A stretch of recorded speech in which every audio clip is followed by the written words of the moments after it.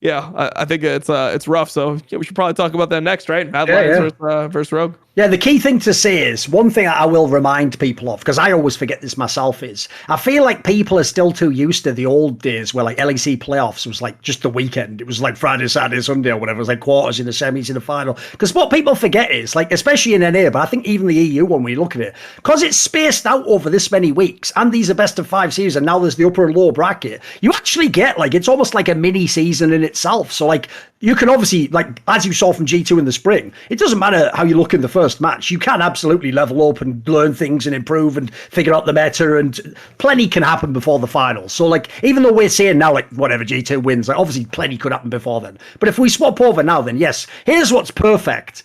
Is this matchup right now, Jensen, just shows how perspective is so powerful in this game. Because if this was any week before, I'm going to say, like, maybe the second to last week of the split, everyone would have picked Mad Lions easy win this series. They would even be like, stylistically, they're just a better version of like Rogue. Like, Rogue's not going to be like, blah, blah, they haven't got the meta read yet. They're not looking strong enough. Like, but what's funny is I actually get the vibe. This is my prediction when we go into this. I get the vibe you're going to do something a bit similar to what you did with XL on the Rogue side, which I can see from your perspective why that might work. But what's funny is I'm almost certain Dom, like he did with the Fnatic angle, is going to just talk himself into the Mad Lions angle because he doesn't believe in, instead of XL Rogue this time. I think it's going to be a similar scenario, because what's funny is I knew Monty would do this. Monty thinks Rogue's going to win because he's doing the, like, if you just look at like the last few weeks, then you look at how the teams play overall, like, can Mad Lions actually even beat them at the moment? And they look pretty bad. So start me out, Jensen. Where are you at on this matchup? Are you actually favouring Mad? Because obviously for most of the split they were the best team.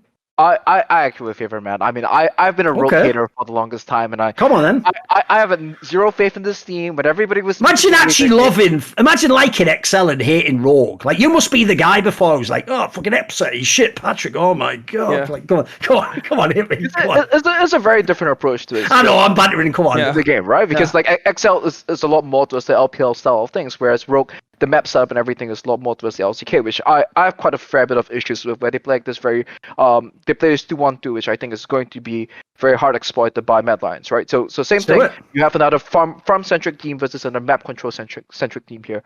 And I'm always going to be biased towards the map control centric side of things, where I think the Mad Lions, their problem is that let me just flip to my notes where I have Mad Lions written down first, right? Where the problem is that they're too fast on the play.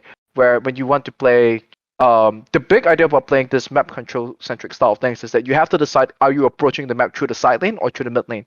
And to determine that, you have to determine, are you faster than your opponents on the map? If you're faster than your opponents on the map, then you approach through the mid lane in general. And if you go through the mid lane, then you move into the side lane, but the problem is that Mad Lions is too fast to take those fights as well. It's kind of similar to the problems that XL is having. But against these teams like Rogue and stuff like that, where they're going to be 2-1-2, right? There's two people on either side of the map. So even if Mad Lions rushes to play, there's going to be a supported jungler that's stranded on the other side of the map. And I think that stylistically, this is the reason why, even if Rogue, where I think the strengths of this team is in the laning phase, right? That they're very solid laners, they play the laning states really well, and they know how to get Larson a hit in this lane. But even if he's able to get those leads with the type of champions that he plays, they won't be able to contest Mad Lions on the side lanes. I think that they have been experimenting. We saw Duamne pick up the Renekton. Wasn't the last game that they played? I don't recall who it was against. But they've definitely been trying to block some of these weaknesses. But I think because of the way the Mad Lions plays, the way the Rogue plays, it's going to look like when G2 plays against the Korean teams in the previous World Championships, right? Where the map control centric team is just going to go down there. There's a guy, he pops up to the side lane. This guy's anything, we just go kill him. Okay. What do you think, Dom? Well, I don't know. I mean, I'm a Rogue hater, but I'm also a Mad Lions hater of anything past the early game. Like, I like some aspects of Mad Lions, but I feel like they've been figured out in a way. And my biggest issue with them is just Armut. Like, his form has looked terrible. I think the Renekton is going to be a highly contested pick in the series just because of the fact that both of them can play it. It's one of the only things that I think would fit Armut. The Gwen didn't. I mean, it's just a fine Gwen. Armut just has a fine Gwen, and then his counter picks to Gwen are just abysmal. I mean, we saw the Jax counter pick into BB's Gwen this week, and it was just like, I mean, it looked like he was first time in the match. Like, he had no idea when he actually wins and when he doesn't. So obviously, there's always the Armut thing that we talk about where he could get into form. He's played well in previous playoffs. He's played well in MSI, played well at Worlds last year. I just think that in general, this team has a problem with Rogue, because Rogue doesn't give up a lot of like easy plays. And I feel like Mad recently has been struggling to figure out which plays they want to go for. It feels like they're like trying to be active on the map again, but I don't see like the jungle and support actually grouping with intention. It's like, can we do anything? Can we do anything? Oh, maybe we look at this guy. Oh, can we look at this guy? And it just, nothing ends up materializing on the map. So I actually think Rogue will win this series. I think it's going to be close though. I think I'll go Rogue 3-1 on this one. I think that Rogue will actually just beat Mad, because Mad just has, they're not sure of how they want to play the game. They kind of remind me of Excel a little bit, where they had a strong idea on 8-13, and as soon as 8-14 hit, it completely warped their ability to just run the game, like run it clean, like 30 minutes of game time, where they just snowball objective into objective into objective. I mean, I think it's a pretty worrying sight when in the last week Mad is losing to, they should be losing to Astralis and BDS. They're losing significant portions of the game to those teams. Yes. Oh, no, what's mad is I can't believe we're both actually taking Rogue on this one, because I was going to take Rogue, but the reason why is this. It's a sort of a synthesis of the 2 points you're making. Like, basically, what I think will happen is, the joke is, I'm actually just voting against Mad Lions, because it's not that I think Rogue is like going to be mad superior. But I actually think, though, basically they will just be boring. They will draft fairly well. They will just farm up. And the point is this. Here's a key distinction to make, because I notice this terminology gets thrown around a lot. You know, when people talk about a team like Mad Lions, the way you might describe them, right, is as a front runner. Right, there's two different types of front runner though. There's a front runner who gets ahead and just crushes you and closes the game. There's a front runner who gets ahead and then, like Rogue time back in the day, it's like, well, will I win this game or not? Or will I throw the... Let's see in the next 10 minutes. Anything could happen. Those teams I fucking hate, mate. And also, the other reason I hate those teams is because I can tell you, the players on those teams, dude, people might think because you're getting leads, you're going to be confident. No, it destroys your confidence, because you actually feel like, we can't do anything with leads. We just lose it. And by the way, that's worse, because then you think you need the lead. Now you think the lead's the crutch. So by the way, God forbid you ever start a game behind or fuck up the draft. Like, you're already mentally boomed. You think you need a mad lead and all the dragons just to win the game. That's a terrible place to go into. Mad Lions, if they come into this series in a perfect world, want to believe we're better players, we're a better team, and we beat them in all areas of the game. I don't think they can say that in most regards. I actually think even player-wise, that's the one area I thought Rogue got a little bit dirtied on by. Rogue's never had bad players. They've always got top players in nearly all the positions. Like, look, Malrank stylistically you can disagree with, but even then, I would say I've always thought what was unique about him was he just specifically seems to fit their team quite well. I actually think he'd be pretty whack on most of the other teams, but you put him on their team, somehow it does sort of like, yeah, essentially he's the little bit of a psycho to match out all the rest of them just being the fucking boring CS late number people watching. Around 17 CS now, like they're all just those fucking boring people. So I even think he sort of like brings out a little bit of the crazy they need in that team. So the issue is, I don't believe in the armor angle. Like I've told Dom in the past, he's basically relying on that narrative being real. He has to be the guy who somehow can just always get together in playoffs. That may be the case. I'll see if it happens. If it does, I'll eat humble pie on that one. The only real thing I actually am worried about for Rogue is one aspect, which is if you just look at all the past playoffs with Rogue, one thing that does worry me is this. It feels like they always start the playoffs with the wrong meta read. Now, if you give them a chance in the playoffs, they'll improve, they'll respond to it.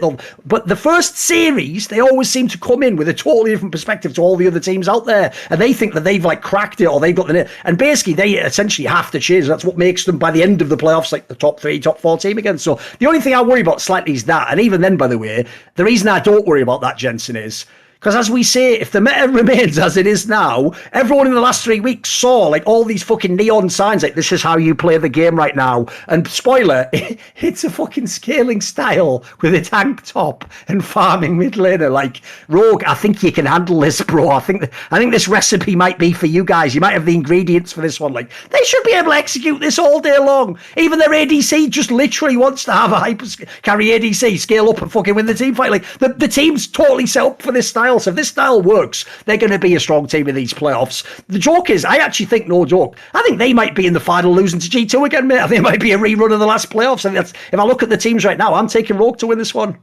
Yeah, I mean, I think the other thing is that it's upper bracket Rogue. You know, like they're just a different team. Okay. Where it's like it's the first round. Like if we lose, it's not that bad. It's just whenever shit hits the fan, that's when they're like, oh my god, if we lose, we're out. Wait, what? Like, and then also, I mean, I think Larson is just a little scary because every time I hear this guy like talk about himself as a player, it seems like he has like an identity crisis where he's like, but like everyone just calls me the mage guy, but I'm not the mage guy. I want to show them that I'm just as good as Caps on like those other picks. But in reality, it's like, no, you are just the mage guy. You are better at mages than everything else. You are talented at mages, like in a special way. Like your spacing when you're on your game is extremely, extremely good. And he just has a good idea of like how to win lane and play his matchups. He's just really good at that. So as long as they don't psych themselves out and they don't come in with some like crazy raid where they're like, like watch some LPL, and what we can do is we can, give Silas to Niski and then we counter pick with Akali, and then you have like Larson Akali and shit. It's like, what the fuck is this? Like, I don't want to. And they have like a Renekton Akali team comp or something into tank plus Silas.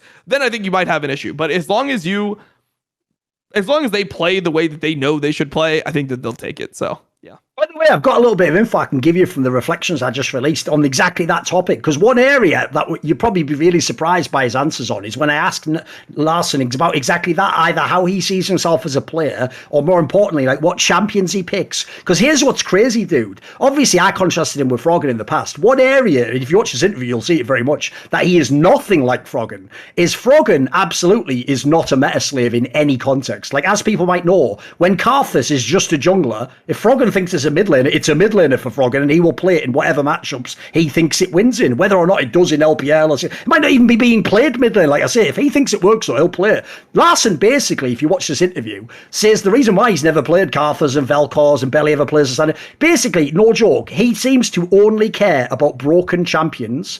And his coach, he basically just says his coach emphasizes having the most OP mid lane picks, and that's what they build their whole strategy around. So basically what that means is, like, that's why I think you saw them force all these Taliyah games. Like, dude, this Taliyah wasn't fucking good. It was like average at best. But you can see they thought like, wow, it's amazing in the meta. All the champ perks is looking amazing. They just forced it in the meta. So I think actually the 2 points tied together. One, I can see how they get the wrong draft read. They just think these things are strong, but maybe not tailored to our team. And then two, as a player, like, Larson does seem like a fucking meta slave, mate. Like, he even tried to argue with me. I thought this was like a mildly disingenuous take. He tried to argue that when I pointed out that he played 1 million games on those mages, he was like, yeah, but if you go to Gamepedia, every single EU mid laner has played 1 million games of those. It's like, that's such a fucking slimy way to do it, though, because here's why. He's right, because there's been 1 million Azir Corki metas, so of course even Caps has played 1 million games. But the difference is this: once you get past those first 5 or 6 mages, everyone else, like the Perks, Caps, and all those guys, are going to have like 15 games of like Silas, 12 games of Akali, like 10 games of Zed. You're going to have like 1 game of that, like fucking Zed, 1 game of 13 games of Akali. Like, the Akali's the only fucking one that goes against the counter, basically. Or when he had Lucian, I guess he had that at one point in time. So yeah, he is a weird guy in that sense. I know what you mean, Dom. There's a type of player in games that are really good at what they do. And so, because everyone else flames them, by the way, for the things they don't do, you go, well, you know what? You are really good at this thing you do. And the joke is, they turn it on you like you're the one flaming them. Like, well, I'm also good at other things as well. And you're like, well, fucking hell, I'm trying to be the only one who gives you some credit. Like, bloody hell. Like, and they're always like, what do you mean? I could just be Zed and roam all up. Like, oh, God. All right, power of evil. Yeah, sure you could. You know what I mean? Like, just fucking take the compliment. You rat. Show me in the server if you want to prove me wrong. Yeah, I mean, it's just... I actually think... Come on. That's the reason why they're gonna lose, right? Because so far his 3 most played, as I believe, is Azir, Taliyah, and Ari, right? Then maybe Salah somewhere in that. And if they can, and this is the reason why I think Rogue's gonna have difficulty in the set, because on blue side, I think draft is gonna be difficult for them. If Mad Lions knows that this is Rogue's approach to the game, and this is a team that, as long as we make sure that we have stable lanes against them, they don't get a hit against us, Mad Lions should be able to run them around the map in the mid game, right? As much as we have our issues against with how Mad Lions plays the game, those issues will be apparent against Excel, will be apparent against G2, but against the likes of Rogue, I think that this is the perfect one where, even with their inefficiencies, with the mistakes that they're making right now, I don't think Rogue has the right tools, have the right approach to the map for them to really be able to punish the mistakes that Mad Lions are making, right? There's only one aspect of it where I think Mad Lions is a little bit weak on in terms of the objective setup, and then we can talk about how clutch players on both sides are. But you said you thought the problem was if they go on blue side? Yeah, on blue side, right? Because if you're blind pick Azir, and if Mad Lions really wants to be cynical about it, right? They can do a Zareth, they can do something that outranges the Azir, or make sure that they have the superior skilling in some form or another, even pull out a Castle or something in the set itself, where now that you have time to prepare for opponent. You're not just going in and then you're saying that I have 3 days of practice, 4 days of practice, and then you have to run with that much shallower pool in the best of 1 settings. So I think that Rogue is a team that they definitely can prepare for. It's not like there's 1,001 scaling mages that you can blind pick at this point of time. Mad Lions could even just ban the Azir or use Red Side to counter pick bot lane to make sure that even if they give the Azir, their bot lane is something that can afford the support move into the mid lane to then play a lot of the matchups that makes Azir's life a lot more difficult. So I actually think that with the way the meta is set up right now, yes, what you say is true. If they know that that's their identity and then they say that Azir is the pick, and then even if Azir is banned or Azir is not available, we're going to be blind picking Victor and Orianna and stuff like that, then that can exploit Mad Lions' weakness where if you see the game against Astralis, the problem is that they're not setting up the objectives properly. They're late to the objectives, but I would say, though, that I'm glad I got to see that because it shows me that Niski, this guy, he knows how to team fight, right? And Unforgiven, he knows how to team fight as well, even though was it on Silver or was it Zeri? He just runs it and then dumps in a whole bunch of damage. Against Astralis. I remember those, so I looked at it. This was impressive. It was Silver, right? Astralis. Mm-hmm. Yep. So that's the reason why if I really were to go down to the details of the draft, then that's where I think that the argument for the Rogue can just pick this boring scaling composition. And I would even think that Mad Lions, they can have answers to that, or they can even force Rogue to not be on those scaling compositions with the way the draft is. Or you might even see Larson just start to pick the Talia and Ari and go back to those because that's what they think is OP and that's what they think will help them win the series by the logic that we have established so far. Yeah. No, I think there's something to that. Sure. Yeah, I mean, just to answer your point, Thorin, it's like I'm just looking at what Larson played last summer because last summer there was a lot of like viable mid laners. In the meta, and I was looking at a player Knight from LPL. If people know Knight, he just loves like playing. Plays everything, yeah. He always has like 15, 16, 18 champions played or something mental, yeah. Yeah. So that split in terms of melee champions, he has 9 games Silas, 7 games Viego. Viego mid has 85% win rate on it. It was very playable early on the split before the nerfs.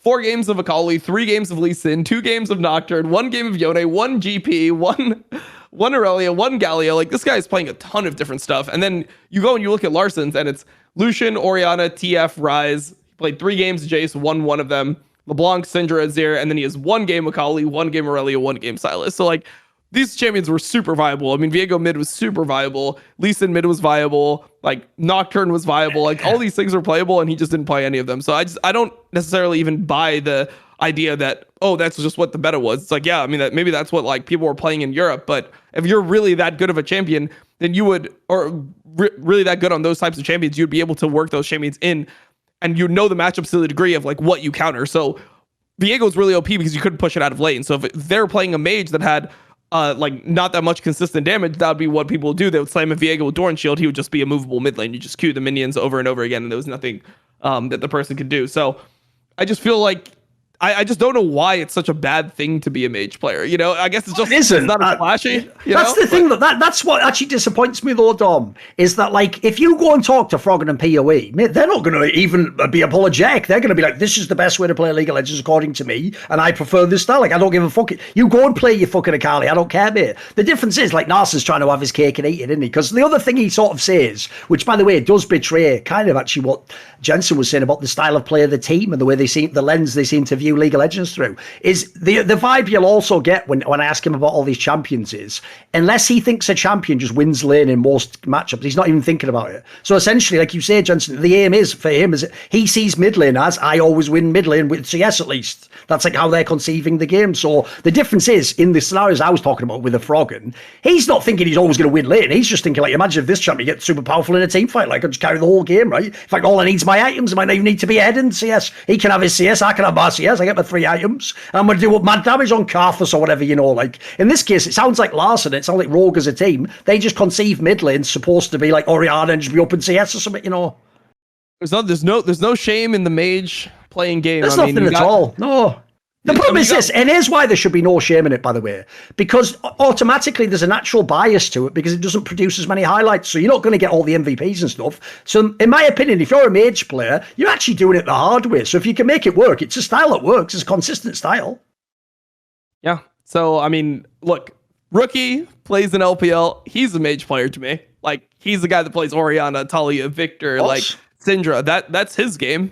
I mean, every LPL player will have more of the melee mids just because of like the styles of the region. But I mean, he does that, and I don't think that anyone says, "Oh, but Rookie's a mage player." Like that's your Rookie's not that good, man. He just plays mages. It's like, no, dude. Orianna can be fucking scary in the right hand. So I just hope that they double down on that because it's actually a viable way to play the game right now. And just to tie back into my rogue point, this is what I think that they will have the most success on. I mean, he pulled out the Victor this last week. Larson pulled out the Victor. I thought it looked good. You know, I was like, oh shit, Larson Victor. There's really another one that kills me, dude. That's why I worry about that answer of like, they're only going to pick it if they think it's OP. Because it's like, mate, if you've ever seen Larson play Victor, dude, he should just be on that champion all the time it's available. Like, that's what clearly, just like Froggen, it just suits his whole mentality for how he wants to play the game. Like, it's amazing for that guy. So, again, why they don't pick it, I don't know. That makes me wonder if, you know, because famously the story about Rogue, it's true, is they're supposedly one of the teams that do actually, like, try to practice discipline and play properly in the scrims the way he's supposed to. And all that. Like, the problem with that approach is, like, you got to still experiment a little bit. Can't just be the basic bitch who always picks the same 3 champions. Come on. Yep. Is there anything else on this topic, Jensen? Should we move over? I mean, I just want to say that probably ties into why Rogue's always characterized as this team that's as chokers. I wouldn't say that they're chokers, but rather they can't be clutch, right? Yes. And that's kind of like the difference between them because Rogue is a team that what you see is what you get, right? They're going to play this style throughout. They're going to play the same way in playoffs. Whereas in playoffs, other teams are going to level up their game and stuff like that. Rogue just stays the same. Yes. The problem I have with them as a team basically is this. Like I kind of said about how I think they'll win this series, except when Malrang was going fucking ham in the spring, they generally as a team look like the team where it's like, we're just going to wait and see if you lose the game. It's like, okay, I mean, that can work. It's just you don't usually win the championship doing that.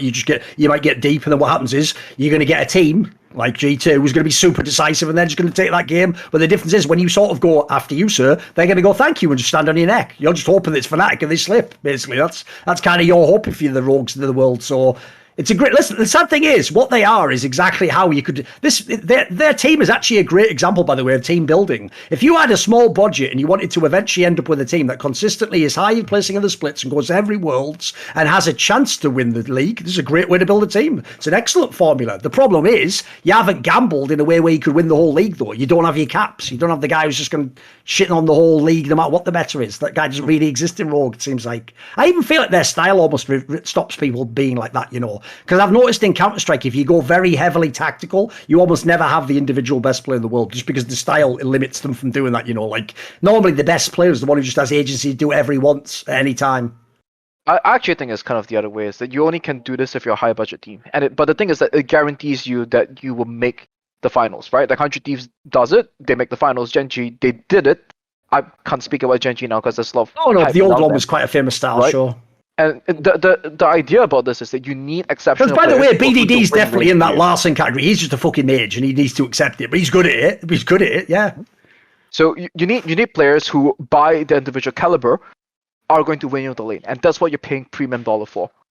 And if you don't have those type of players, then you end up with a very mediocre team where you're just going to get perfect games across the board, and it's like you're just wondering, it's like, whoa, why isn't this team doing anything, right? Because you're not winning lane, you're not able to buy the tough agency or like stuff up aggression from the opponents in the way that a player like Chovy or Larson or the likes of Someday will be able to do, right? And these are the teams that they have these big budgets. They assemble teams this way. They might not win, but they're going to make the finals, right? As they have consistently done. And then when they go to the Worlds, it's a whole different story. There's another thing. If anyone's like, I hate mage players, they're all bitches who are scared to go on a real carry champion. The career of Chovy says otherwise, but you know.